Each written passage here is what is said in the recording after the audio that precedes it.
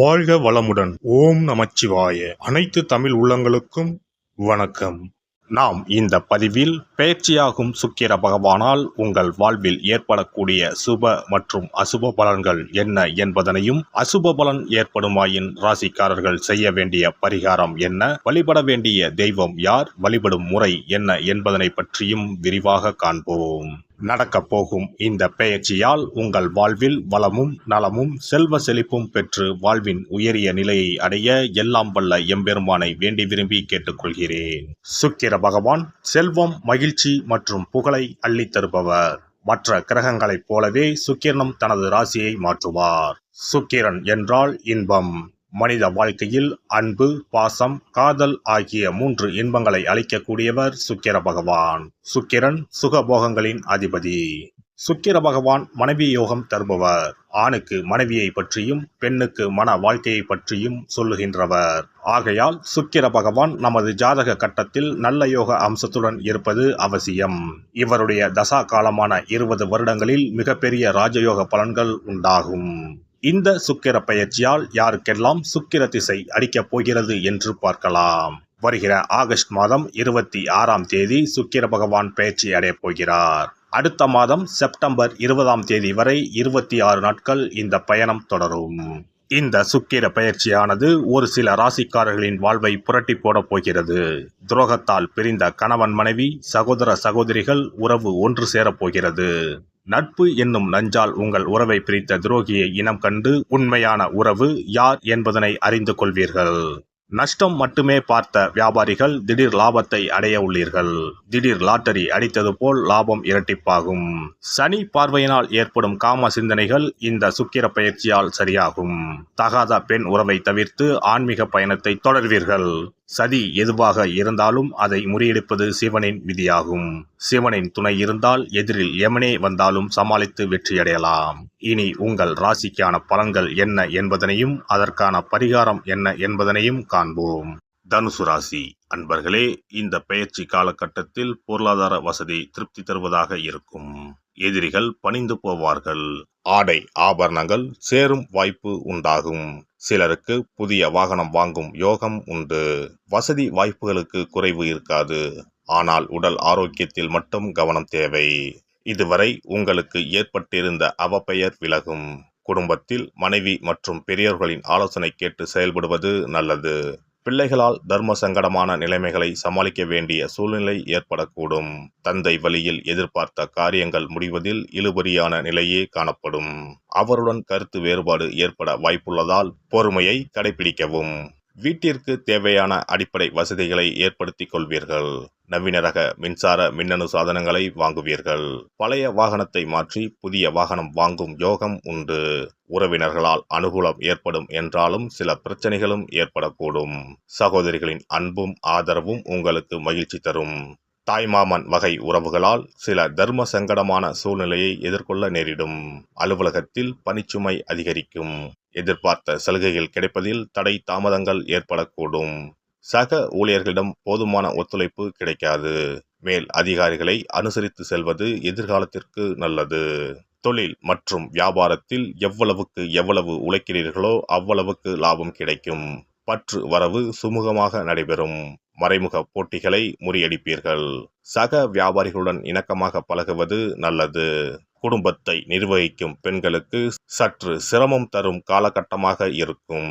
ஆனாலும் பெரிய அளவில் பாதிப்பு எதுவும் இருக்காது.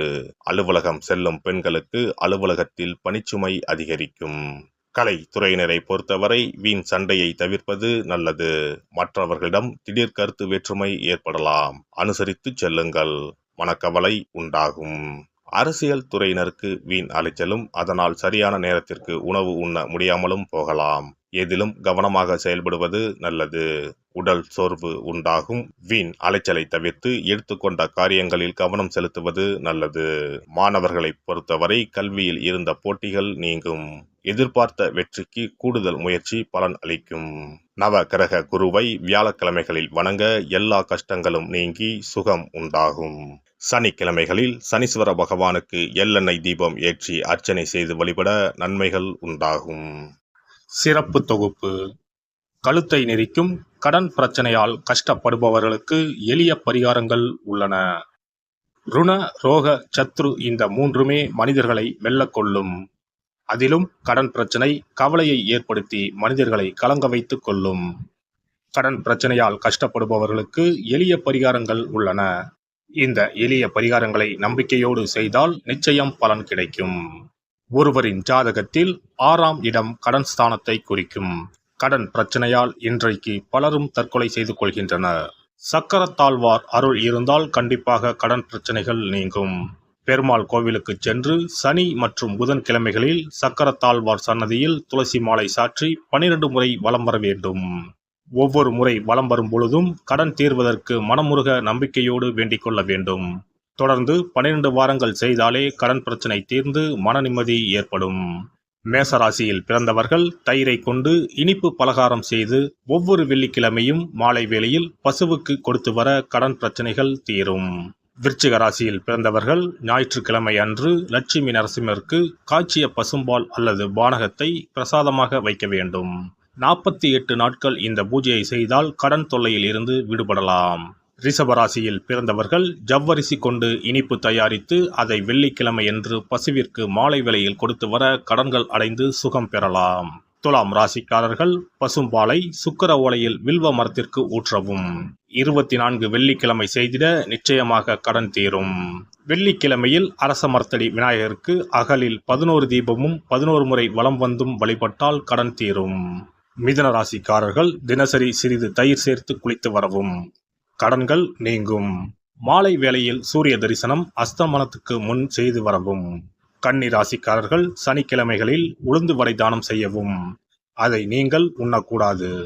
மேலும் துளசிக்கு தினசரி நீர் வார்த்து ஒரு மண் அகலில் நல்லெண்ணெய் விளக்கேற்றி வைக்க ருண நிவாரணம் பெறலாம். கடகராசிக்காரர்கள் ஒவ்வொரு ஞாயிறும் சிறிது வெள்ளக்கட்டியை ஓடும் நீரில் விடவும். கடன்கள் வெள்ளம் போல கரைந்துவிடும். சிம்ம ராசியில் பிறந்தவர்கள் ஒவ்வொரு சனிக்கிழமையும் அரச மரத்தடியில் மண் அகலில் நல்லெண்ணெய் ஊற்றி கருப்பு திரி கொண்டு 8 விளக்குகள் ஏற்றி வர கடன்கள் அழிய வழி பிறக்கும். மகர ராசிக்காரர்கள் சனிக்கிழமைகளில் எள்ளுருண்டை செய்து பலருக்கு தானமாய் கொடுத்து வர கடன் தொல்லைகள் நீங்கும்.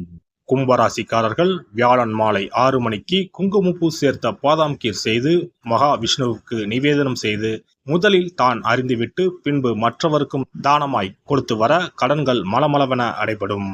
தனுசு ராசிக்காரர்கள் செவ்வாய்க்கிழமைகளில் ஆலய பணிகளுக்கு செங்கல்கள் முடிந்த அளவு வாங்கி கொடுக்க கடன்கள் அடைந்து நிம்மதி பெறலாம். மீன ராசிக்காரர்கள் செவ்வாய்க்கிழமை அன்று மதியமோ இரவோ நோயாளிகளுக்கு சப்பாத்தியை தானமாக கொடுத்து வர கடன்கள் வேகமாக அடைய ஆரம்பிக்கும். குறைந்தது 9 சப்பாத்திகள் கொடுப்பது நல்லது. செவ்வாய் பகவானை மனதார நினைத்துக் கொள்வது நலம் தரும். பௌர்ணமி நாளில் குலதெய்வத்திற்கு படையலிட்டு வழிபடுவது சிறப்பு. குலதெய்வ படம் இல்லாதவர்களும் குலதெய்வம் பற்றி தெரியாதவர்களும் 5 முக குத்து விளக்கை பூஜை அறையில் ஏற்றி வைத்து படையல் போட்டு கற்பூர ஆரத்தி காட்டி கடன் பிரச்சனை நீங்க மனதார வேண்டிக் கொள்ளலாம். இவ்வாறாக 9 பௌர்ணமிகள் விடாமல் இந்த பரிகாரம் செய்ய கடன் தொல்லைகள் எளிதாக தீர்ந்துவிடும். கடன் தீர்வதற்கான வழிகளும் கிடைக்கும். இந்த பரிகாரத்தை அனைத்து ராசிக்காரர்களும் செய்யலாம். எல்லாம் வல்ல இறையருளால் நீங்களும் உங்கள் அன்பு குடும்பமும் உடல் நலம், நீலாயுள், நிறை செல்வம், உயர் புகழ், மெய்ஞானம் ஓங்கி வாழ்க வளமுடன். இந்த வீடியோ பதிவு உங்களுக்கு பிடித்திருந்தால் லைக் பண்ணுங்க, கமெண்ட் பண்ணுங்க, ஷேர் பண்ணுங்க, மறக்காம சப்ஸ்கிரைப் பண்ணுங்க, பக்கத்துல இருக்கிற பெல் பட்டனை கிளிக் பண்ணுங்க. நன்றி, வணக்கம். ஓம் நமச்சிவாய. சிவாய நம.